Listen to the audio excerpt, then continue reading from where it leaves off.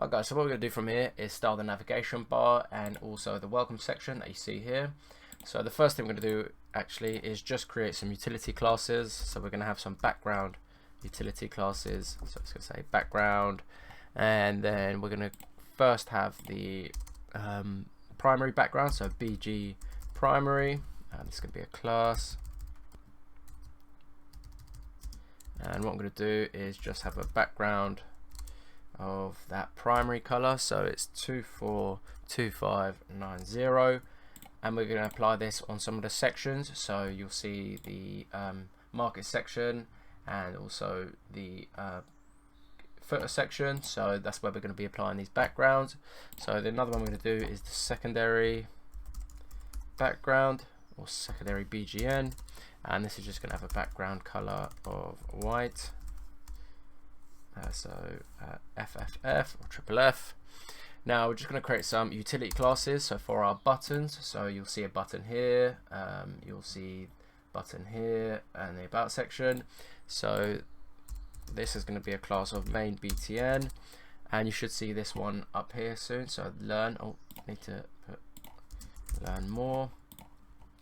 So this will be a button, and what we're going to do is first do the cursor as a pointer, so when we hover over this it will turn into a pointer, and then we want to display this as inline block.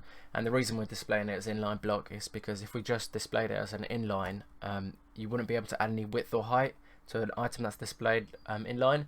Now with inline block, as you can sort of guess, it will give you the capabilities of inline and block items, so we can add width and height. So that's why we're displaying it as that.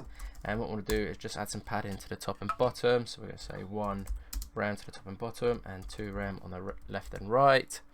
And then we just want the background color of this to be that primary color. And then I don't want a border on this, so I'm just going to say none. And I want to add a border radius. Now what border radius does is add a bit of curvature to the edges. So if you look here in the browser, it's a rectangle and it doesn't look really nice in my opinion. I'd rather the edges be a bit more rounder, so we're just going to say 1 rem, and then you see now they have that nice rounded edge around them.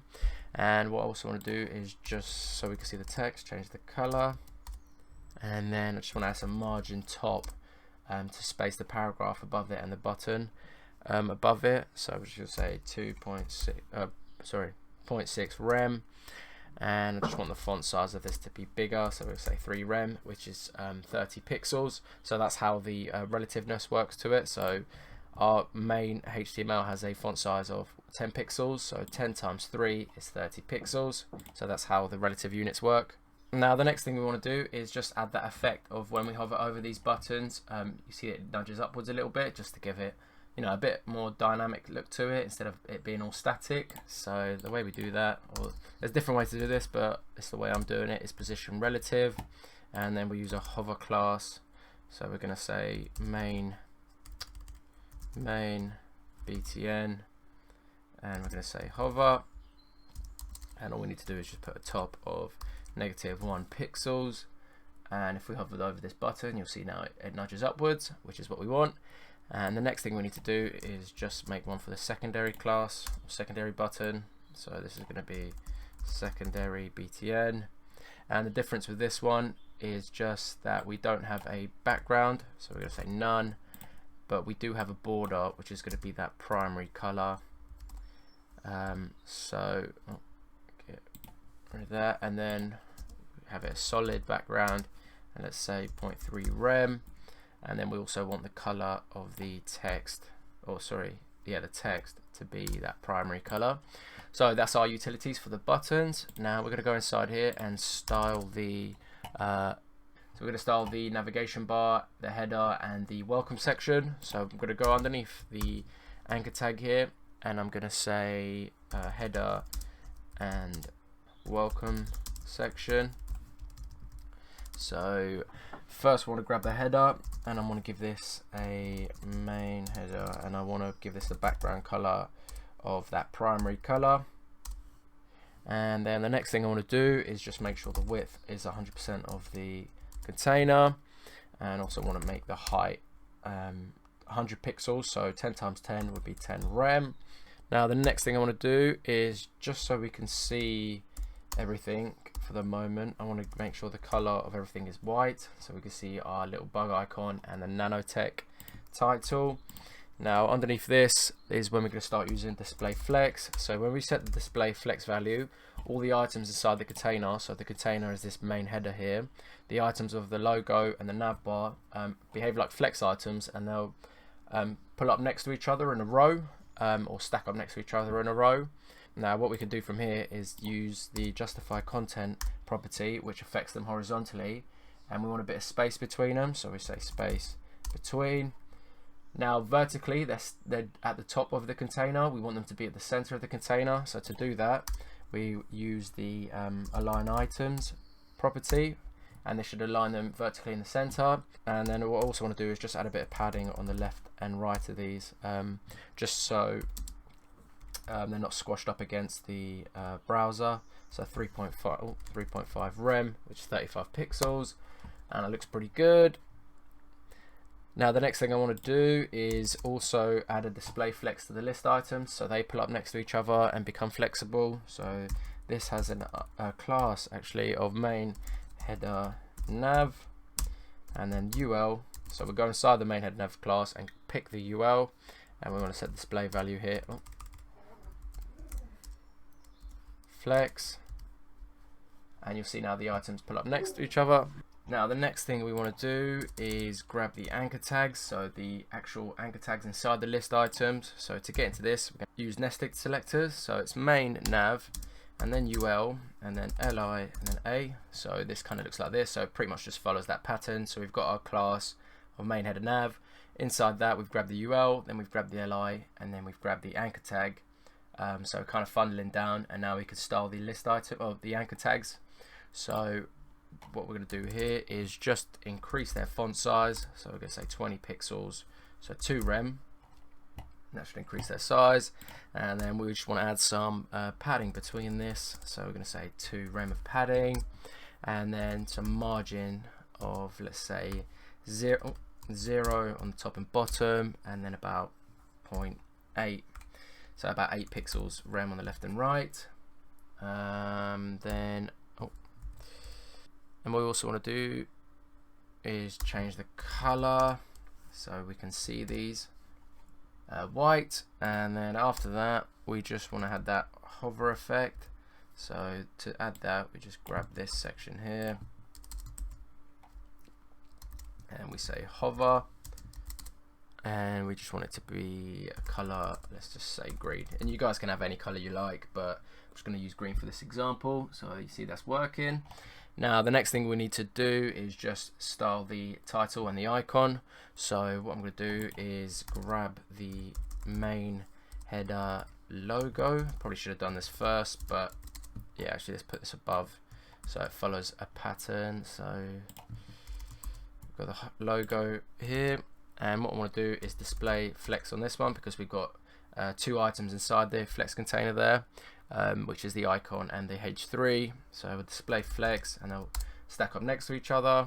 And then what I want to do is just make the font size of the text 2.5 rem, so that's nice and big. And then what I also want to do is just now style the icon, so duplicate this, don't need that, just grab the icon. And to increase the size of an icon, we use font size, so we say 4 rem for this example. See what that looks like. Looks pretty good. And then just add some padding between them, so padding right, let's say 0.8 rem, just put a bit of space between them, and that looks pretty good. And there's our navigation bar. Now the next thing we need to do is style this welcome section. So underneath this bit here, we've got the welcome section. Now what we need to do here is first style the welcome section, and then what I want to do is just make sure the width of this is 100% of the container, and let's say a height of, let's say 70 m, and then add a bit of color to this, so our text is white, and then what I'm going to do is just add that background image. So the background and then URL and then single quote marks. So we're searching for that background image and it's inside the image folder. So / to enter the image folder and it's showcase. Now you'll see the image pop up, but it's really too big for the section at the moment, so we need to decrease the size. So we're going to say background size cover, and then you should see the image more, and we just want to centralize this to the middle again, so we want for the X and Y axes. So we're going to say background position, not just X, just background position, and we're going to say center, so for the X and Y axes, and that should place it in the middle. Now there is a shorthand for this, so if you guys don't want to write this all out, after the background image URL, we just put here center for the X and Y, and then cover, and then we get the exact same outcome. So if I take that out, there you go. Now also want to put the items here in the center, how they're placed in the main section here.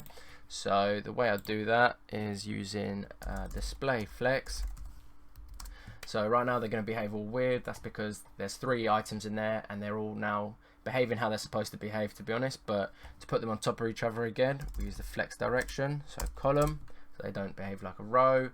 Now the trick with flex direction that sometimes catches people out is that when we switch the flex direction to column, the justify content, which affected the items horizontally, reverses to the cross axes, which means it works vertically. So I'll demonstrate what I mean. So justify content, if I put this to the center, the items now behave vertically instead of horizontally. So they have actually, so if I put align items and put this to the center, the roles have effectively switched.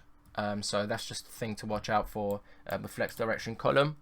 Now what I also want to do is just position this relative, because we want to put the overlay, which is going to be absolute, inside this container. So I'll show you guys what I mean by that. So that's the next thing we're going to create, the overlay.